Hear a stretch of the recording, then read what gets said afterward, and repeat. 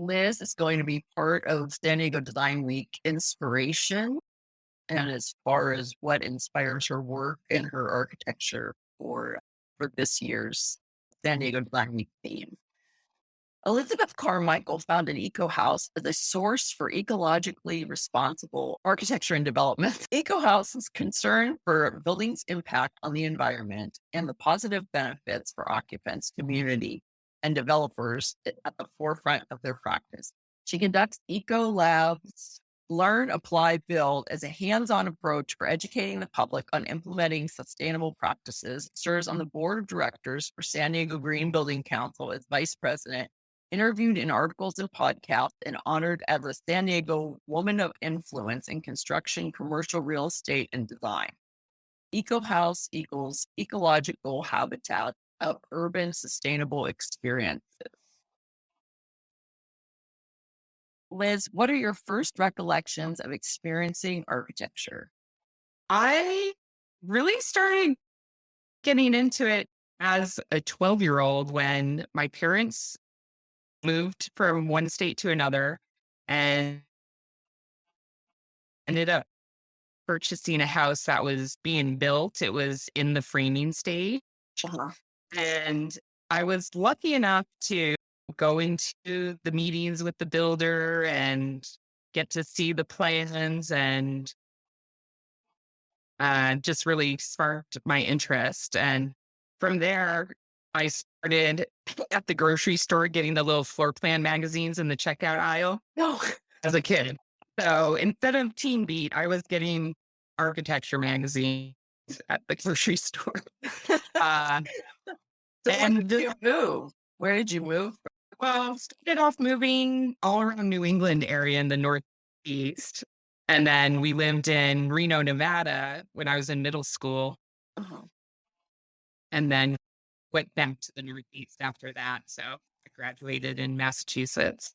Okay. But The house was in Massachusetts then? the first house actually was in Maine, Okay. in Brunswick, Maine. But moving around actually, I think also really inspired the interest and passion for it as well, because every time we moved, we're looking for a new place to live and going into a lot of different homes and new surroundings, new friends, new socially, everywhere had a little bit of different social construct Uh-huh. that you're thrown into. And so feel like I definitely gained a more worldview from that, from moving around than some of my friends and relatives who grew up in the same place and still live in the same place their whole life. Yeah. Yeah. I grew up in Pittsburgh, and there aren't that many people that I guess there are some people that move from there. Maybe they moved to Florida or something, or like a neighboring state. They don't typically move to, doesn't seem like. When you retired, they moved to Florida. Pardon me? When retired, they moved to Florida. Yeah. And if they're from Chicago, they move to Arizona. Right. Yeah. And if we're in California, we just stay where we are, or Yes, we're lucky enough to yeah, live where yeah, people want to retire. yeah.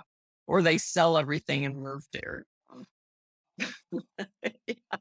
So what are three classic buildings that you like and why? My ultimate favorite building is Nutra's Kaufman House in Palm Springs.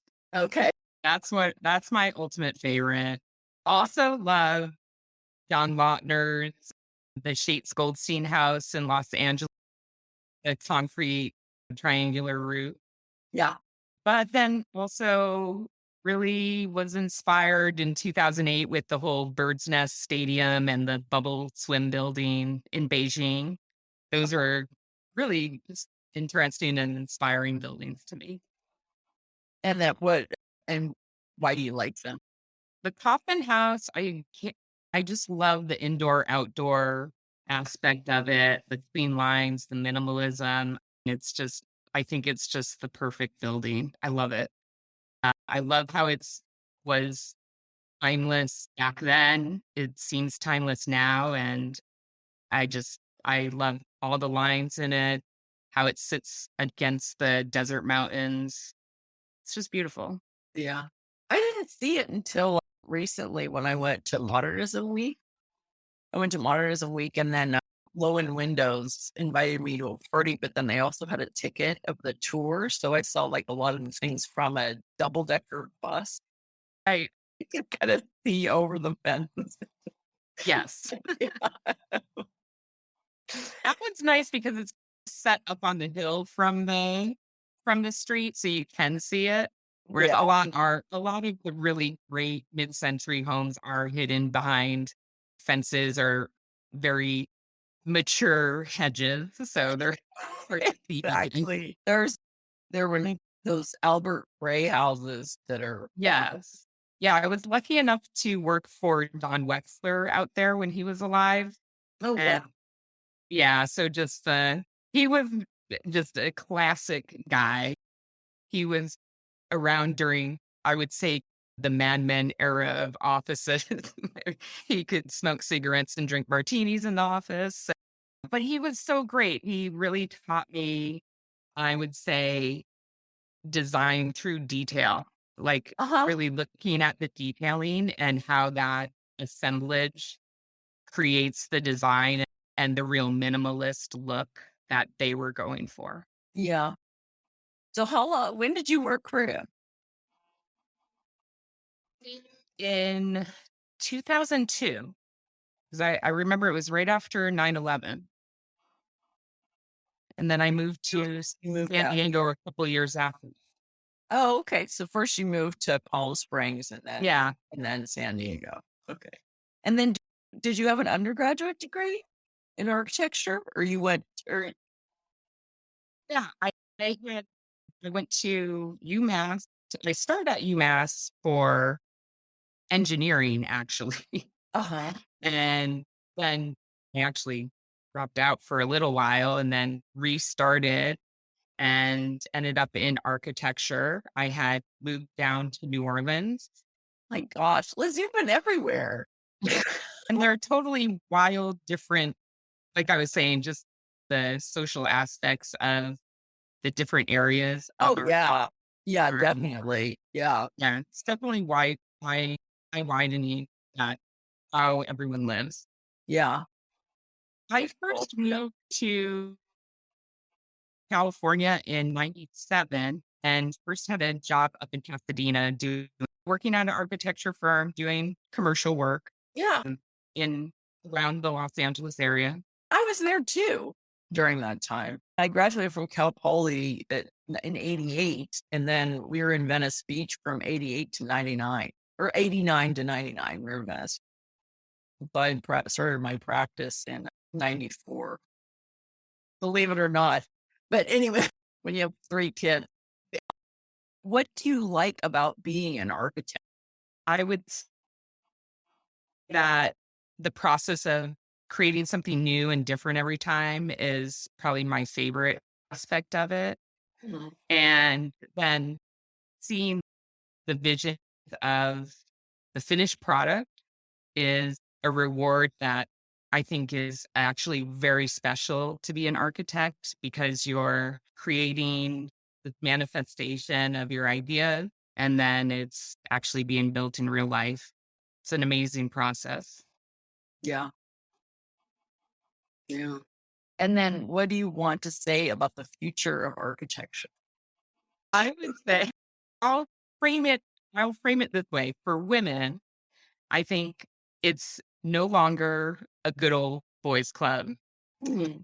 I think, especially now, the universities are, I think, relatively even in gender diversity. And then we have more legends like Zaha Hadid that give us real standing, I think, in the profession. So I know when I graduated, it was me and I think one other woman that had graduated during our semester. So, Oh, wow. and all other men. So I know it definitely, I feel it has, the tide has changed. How many people were in your program? I had, Graduating class? 'Cause like at the er, beginning, 250. yeah, say, And then I had graduated in the January semester. Oh, So there yeah. was only for out of our grade, there was only maybe 15 of us. Oh, wow. Really? But I'm sure Wow. the spring Yeah. graduating class was a lot bigger, but I don't remember offhand. Yeah. Yeah, I think somebody said the other I guess it must have been somebody that I graduated with. Oh, it was Michael Vallon, who isn't on this one. He's in another podcast that I'm doing on all of the Airstreams because we took that trip together. But I went to architecture school with him, and he said, "Really?" He goes, "There were only." He remembers that there were maybe 10 of us, which I think that there were. There were only about 10 of us, and then we graduated with 75 at Cal Poly Pomona. So in like we graduated with 75 and maybe 10 of us were women or maybe a little bit less than that. From what I've kept in contact, all of us are architect. I think we're all licensed of those 10.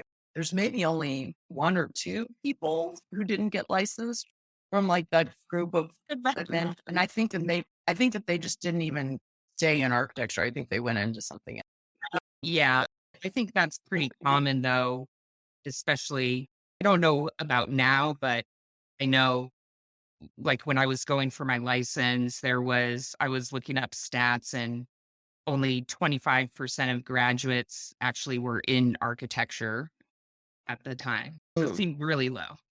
Yeah. Went into different fields, but Yeah. Yeah. And I know during the recessions thing, I don't know. I think that for mothers in architecture, I think those statistics are probably pretty the equity by design and how that takes away from some of your success in yeah, architecture. sure. I guess I mean success. It's a it is a very time consuming career. I spend like way more than 40 hours a week. And so to juggle both, it takes a superwoman for sure. So what inspires you? Or what inspires your work, or how does your work inspire others? And you can answer it in whatever way. Yeah. I think I'm inspired a lot now with geophilic design. We've been really always gravitated towards it, but it's so defined now that it's really fun and interesting to incorporate different aspects of it and really analyze the site and what was there originally and what you can bring into the project as part of a human to nature connection. Uh-huh. That thing has been inspiring for me. Our the acronym for our firm, the Eco-Habitats of Urban and Sustainable Experiences. We always start our projects thinking about what is the experience for the user, for the end occupant, and then also for the community around it. And extending out to the planet in general, like how can we make our buildings positive, have a positive impact in the smallest ways and the biggest ways.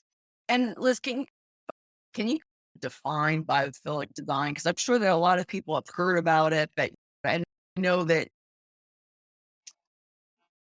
like the one she's at Harvard and she's talking about the silkworms and spinning kind of these silkworm things. And how would you define it, or how would you define it in your practice? I'm really inspired by even like the building that has the algae panels and they're getting energy from the algae, things like that. Ours are probably not quite that intense, but thinking about how we can bring urban agriculture into the project, Uh-huh. light and air, and what are the patterns of the natural surroundings of the plants and animals that are there. Yeah. And how did the indigenous people of the area live? Mhm. How can we be inspired or incorporate their habitats? And it, it- it's, it is hard to bring it into our standard construction industry, but that's part of the challenge. And I think the more we bring attention to it for clients, they also get inspired by it as well. Yeah. Yeah. I didn't we didn't get a chance to go to Chaco Canyon because it was too wet to take an Airstream back in there, which this is like the second time that I haven't been able to go there because it's been too wet to get anything back there. But we did go to Mesa Verde. So we decided, okay, let's go to Mesa Verde instead. And so we went up there and then we didn't go to the well-known one because there's only so many tickets. You have to get tickets in advance. It's kind of a spur of the moment trip. So we were able to go into to more of the longhouse. And so there were they have a lot of pavilions there that have the different pit houses and then how the progress of the pit house into the cliff dwellings. And then Yeah. we had Michael Vallon he used to be over by the mountains in New Mexico before they moved to Madrid right now. And that was by Bandelier National Monument, which then you have, you know, the caves and then they were like condos and then they had wood trellises and things that were out. Yeah. The location of it on that hill, on that mountain, and its different relationship to the sun and solar orientation because it gets cold up there. The pit houses being underground, embedded, right? It's like you're going to have this constant temperature from being embedded into the ground, and then as opposed to like being out in full sun and the way that you can live. And we have a wonderful climate that we can easily gravitate from inside to outside. It's hot now, but I don't have air conditioning in my house. We don't, and we're in La Mesa, so people are like, "Oh, you're inland. It's so hot." Really, it's only hot a few weeks out of the year. Yeah, no, I feel like even when it's hot here, if you're in the shade, it's totally tolerable. When we complain about it being humid here, it's so not humid compared to the rest of the country. yeah, New Orleans. I don't. My parents live in the Midwest, and they have been, and I just when I go there, I'm just like, oh my gosh, because we'll actually take walks within their community, and everybody is driving by in cars, and and they know who we are. They know who we are. They're like, oh yeah, they're Betsy and Cliff's kids, and they're walking because we need to walk. We're like, gosh, let's take advantage of it. But everybody else, what are they doing outside walking? Yeah, because of the humidity and the bug, right? The bug. Right, the bugs, yeah. We're very lucky that unless you're in the woods here, it's a relatively bug-free, mosquito-free environment, so So is there anything else that inspires your work? I'm Or working on inspires you? Or inspires you? yeah, I think just thinking about just how people are gonna live and what we can do to minimize their impact on the environment, providing urban agriculture, even on big apartment buildings, we're doing urban agriculture on the roofs and trying to change a lot of the projects we do have affordable housing and maybe in an urban food desert. So how do we incorporate giving a healthy lifestyle right where they live? Yeah. Yeah. That's really inspiring to me. Yeah. And seeing actually the tenants who just take it on and have amazing gardens out of it. Um, there's one project that's a senior living here. They they had a relatively big community garden. They ended up extending it all the way down their entire side setback Uh-huh. and taking advantage of every little empty space they had to Yeah. expand the community garden because it was so utilized. And so when we're talking about urban agriculture, we're talking about gardens. for people that are listening, because there's a lot of people that are going to be listening to this. And then also, what was the other term that you used was food desert. Desert, Yeah. yes. Yeah. So, Yeah, the food desert is typical urban areas where there's a lack of um, regular grocery stores where people have either the Dollar Tree or the 99-cent store or even just a little corner liquor store yeah. where they're getting food from, and it's a lot of processed foods, less fresh fruits and vegetables, and so it has an impact on their overall well-being. And there's just such benefits, not only just for what you're actually eating, but the benefits of actually harvesting, cultivating your own food, putting your hands in the dirt, connecting. It gives you connection also with your neighbors. I thesis is that the human nature relationships actually bond and make stronger the human to human relationships as well. So I think the more you can bring nature in, the more commonality we have, uh, and it actually strengthens community as well. One of the things that what I'm doing these four houses for a couple, but they have a family owned business, but their business is installing fuel tanks and doing these convenience stores that are in with the gas station. And she said, yeah, she goes, there's a lot of people that are getting all of their food from the convenience store at the gas station. Not only is there not a lot of good food there, it's super expensive. Yeah, yeah, it's super expensive. And so the food is of poor quality. Sorry, AM, PM. It's of poor quality and it's expensive. And the last thing that you want to do to feed your family is feed low quality food that's going to be expensive.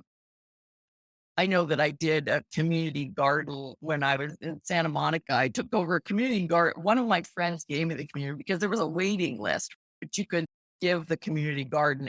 And and my joke about it is, and then I turned around and gave it to another person. And I'll put it in this blog, but she's great because she has continued it. And so she grows like these beautiful vegetables and fruit, which I would see other people making these amazing gardens because there were a lot of seniors that they're spending a lot of time on their garden and the vegetables are absolutely beautiful. And this is like 30 years ago. And even though we've had gardens as a child, I had never seen a Brussels sprout. I didn't know the way Brussels sprouts actually grew. So I actually saw them grow. And then when I saw them in Trader Joe's, because Trader Joe's will have them on the dock, I was like, hey, it's a Brussels sprout. I haven't seen those since we had the community garden. But I'll put the link to that garden and maybe you can send me some of your photos of the gardens so that I want to put a garden in my front yard because I have a pile of dirt from the addition and I wanted to do these raised beds, but I don't know whether it's gonna ever happen or not because it is southern exposure. I've got too many on the northern. I live in a kind of older cottage on a canyon here in San Diego. And so we actually just put in a little side door from our kitchen so that we can have same thing, edible plants right outside the kitchen Yeah. and take advantage of our little 5-foot side yard that we have. Yeah. Yeah. Well, I do put side. You can even put things in pot. That's when I have a lot of pots for the herbs and stuff like that. And we try to grow other things. But it's funny with tomatoes. Like, I actually get more tomatoes for like these volunteer tomatoes that just end up being in the pot than I do from any type of tomato. If you have a green thumb for tomatoes, you have too many tomatoes. I want to know. We have Janine in our context and clarity group, and she like always. Have you ever seen her fruits and vegetables Oh, on Facebook? Oh my gosh, they're just amazing. And she's in Phoenix.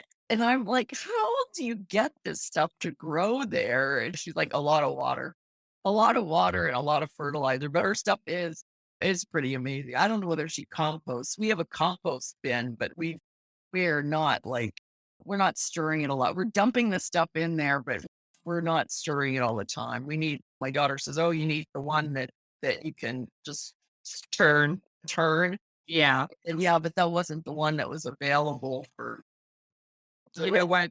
the Even compost piles that you just sit there and don't do anything, they eventually you can still pull out good dirt off the bottom. okay, there. This will take a little longer. Okay, so is there anything else? Thanks so much, Michelle. That was great. Yeah, thank you. They